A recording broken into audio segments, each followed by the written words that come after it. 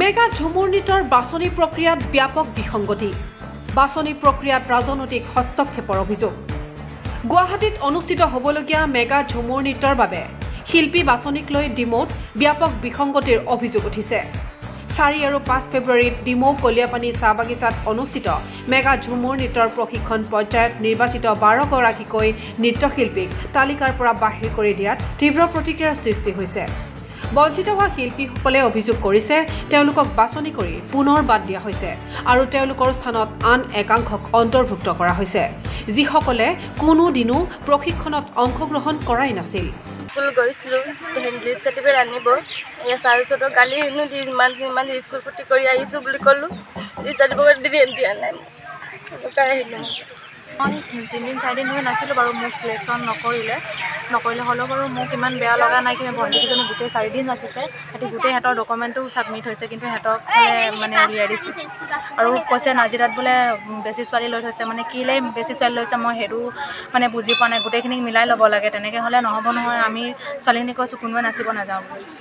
অসম চাহ জনজাতি ছাত্ৰ সন্থাৰ ডিমৌ ভাষাই এই ঘটনাক এক ডাঙৰ ৰাজনৈতিক ষড়যন্ত্ৰ হিচাপে অভিহিত কৰি শিৱসাগৰ জিলা আয়ুক্ত আৰু বিধায়কক স্মাৰক পত্ৰ দাখিল কৰিছে বঞ্চিতসকলে জানিবলৈ দিয়ে যে তেওঁলোকে নৃত্যৰ বাবে প্ৰয়োজনীয়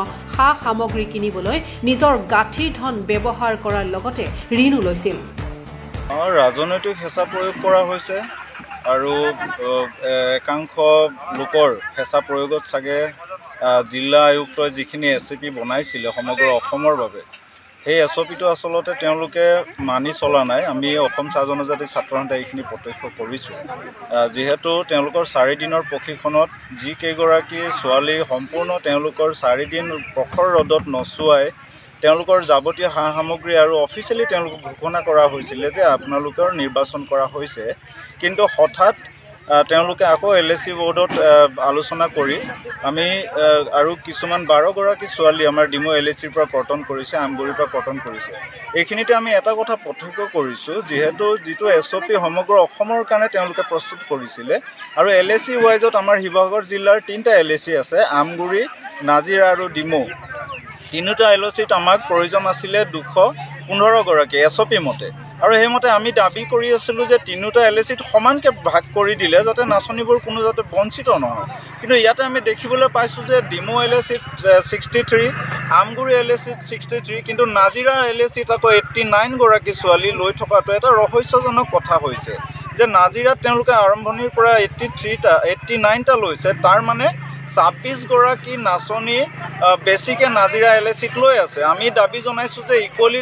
তেওঁলোকে ডিভাইড কৰি দিয়ক যাতে কোনো LACত কোনো নাচনী তেওঁলোকে বঞ্চিত নহয় কিন্তু এই ক্ষেত্ৰত আমি অসম চাহ জনজাতি ছাত্ৰ সন্থাই জিলা আয়ুক্তক ইতিমধ্যে স্মাৰক পত্ৰ প্ৰদান কৰিছোঁ যাতে এই বঞ্চিত হৈ যোৱা নাচনী কেইগৰাকী কোনোবা প্ৰকাৰে হ'লেও তেওঁলোকৰ অধিকাৰসমূহ যাতে পায় যিহেতু তেওঁলোকে কষ্ট কৰিছে আৰু ইতিমধ্যে বহু তেওঁলোকৰ অলংকাৰ পৰা বস্ত্ৰ পৰ্যন্ত তেওঁলোকে ক্ৰয় কৰিছে হঠাৎ যদি তেওঁলোকক বাতিল কৰা হয় এই এটা খুব দুৰ্ভাগ্যজনক কথা আমি অসম চাহ জনজাতি ছাত্ৰ সন্থাৰ তৰফৰ পৰা মাননীয় ডাইৰেক্টৰ ছাৰকো অনুৰোধ জনাইছোঁ যে কিবা প্ৰকাৰে এই যিসকল নাচনী বঞ্চিত হৈছে আৰু SOPক তেওঁলোকে খৰ্ব কৰিছে ইয়াৰ ওপৰত কিন্তু এটা তদন্ত হওক আৰু তেওঁলোকক দিয়াৰ ব্যৱস্থা কৰক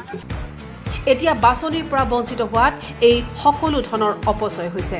বঞ্চিত শিল্পীসকলে প্ৰশিক্ষকসকলৰ কোনো দায়িত্ববোধ নথকাৰ অভিযোগ কৰিছে প্ৰশিক্ষকসকলে ওপৰৰ নিৰ্দেশ বুলি কৈ দায় এৰাই চলিছে বুলিও গুৰুতৰ অভিযোগ উত্থাপিত কৰিছে সন্থাই ডিমৌ শাখাৰ পৰা পুনৰ দাবী উত্থাপন কৰিছে যে ৰাজনৈতিক হস্তক্ষেপ বন্ধ কৰি সকলো বঞ্চিত নৃত্যশিল্পীক সন্মানজনকভাৱে মেগা ঝুমুৰ নৃত্যত অংশগ্ৰহণৰ সুযোগ দিব লাগে অন্যথা কাৰ্যসূচীত অংশগ্ৰহণ নকৰি প্ৰতিবাদ কৰাৰ হুংকাৰ প্ৰদান কৰিছে আমি দেখিবলৈ পাইছোঁ যে অসম চৰকাৰে এটা ভাল পদক্ষেপ ল'লে আমাৰ চাহ জনগোষ্ঠীৰ লোকসকলৰ কাৰণে আমি এই পদক্ষেপক আমি সন্মান জনাইছোঁ আৰু আমি দেখিবলৈ পাইছোঁ যে কলিয়াপানী চাহ বাগিচাৰ খেলপথাৰত আজি কিছুদিনৰ 4 দিন ধৰি আজি প্ৰশিক্ষণ দি আছিলে প্ৰশিক্ষণত আমি শেষ পৰ্যায়ত অহাকালি যোৰহাটত তেওঁলোকে 3খন জিলাৰ যৌথ উদ্যোগত কাইলৈ তাত এটা আপোনাৰ ঝুমুৰ নাচিব তো আমি দেখিবলৈ পাইছোঁ যিসকল ব্যক্তি বা যিসকল নাচনী যিসকল ঢুলীয়া 4 দিন ধৰি যিসকল ইয়াত নাই কলিয়াপানী খেলপথাৰত নাই সেইসকলক আমি দেখি পাইছোঁ গতিকে আমি চাহ জনজাতি ছাত্ৰ সন্থাৰ ফালৰ পৰা আমি দাবী জনাইছোঁ আৰু 12গৰাকী নাচনী তেওঁলোকে কৰ্তন কৰিছে আজি যদি তেওঁলোকৰ যদি বয়সেই হোৱা নাই তো 4 দিন ধৰি কি কৰি আছিলে মই সেইটো সুধিব বিচাৰিছোঁ 4 দিন ধৰি তেওঁলোকে কি কৰি আছিলে মাষ্টাৰ ট্ৰেইনাৰ কি কৰি আছিলে এক্সপাৰ্ট কমিটিৰ মেম্বাৰে কি কৰি আছিলে তেওঁলোকৰ যদি 13 বছৰ হৈছে 14 বছৰ হৈছে 4 দিন ধৰি কেলে নচাই আছিলে কালিলৈকে কেলে নচাই আছিলে যিসকলক আজিলৈকে দেখা নাই যিসকল ঢুলীয়াক দেখা নাই যিসকল নাচনীক দেখা নাই সেইসকলক আমি আজি দেখিবলৈ পাইছোঁ গতিকে এইবোৰ দুৰ্নীতি ইয়াত নচলিব যদি কেনেবাকৈ সেই 12জনী যদি কেনেবাকৈ তাত প্লাছ কৰিব নোৱাৰে তেতিয়াহ'লে আমাৰ ডিমৌ সমষ্টিৰ পৰা একজনীও নাচিবলৈ নাযায় মেগা ঝুমুৰত সেইটো আমাৰ ফালৰ পৰা চাহ জনজাতি ছাত্ৰ সন্থাৰ ফালৰ পৰা স্পষ্টকৈ আপোনালোকক জনাই দিয়া হৈছে শিৱসাগৰৰ পৰা ফৰিদ আলীৰ ৰিপৰ্ট এনভি লাইভ